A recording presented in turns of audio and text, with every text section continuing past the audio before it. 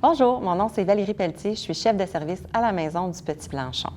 Merci de m'accueillir en octobre prochain pour qu'on puisse échanger, partager et réunir nos idées autour des enfants et des adolescents qui vivent des troubles graves de l'attachement.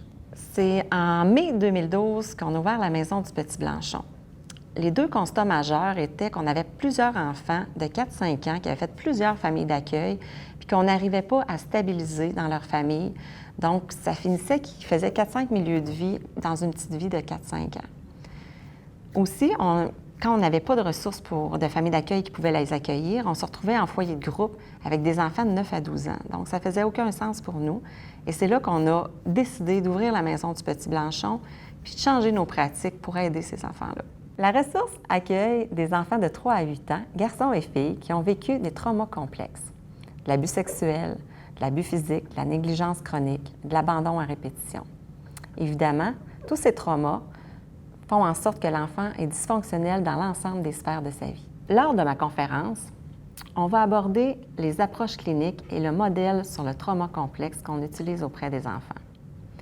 On va aussi se parler de la programmation, de son contenu, mais aussi du sens qu'on doit y donner pour aider les enfants en troubles graves de l'attachement.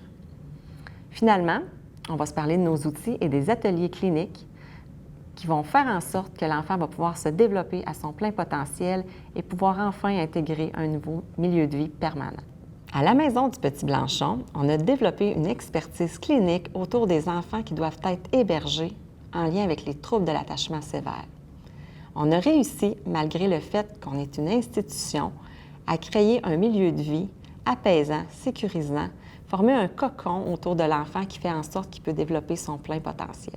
On va profiter de cette belle collaboration pour nourrir nos expertises complémentaires, réunir nos idées, développer des outils qui ajoutent une valeur au traitement pour les enfants, puis aussi provoquer des discussions qui vont nous faire sortir de notre zone de confort pour qu'ensemble, on puisse créer des belles initiatives et que ce soit les enfants qui en bénéficient.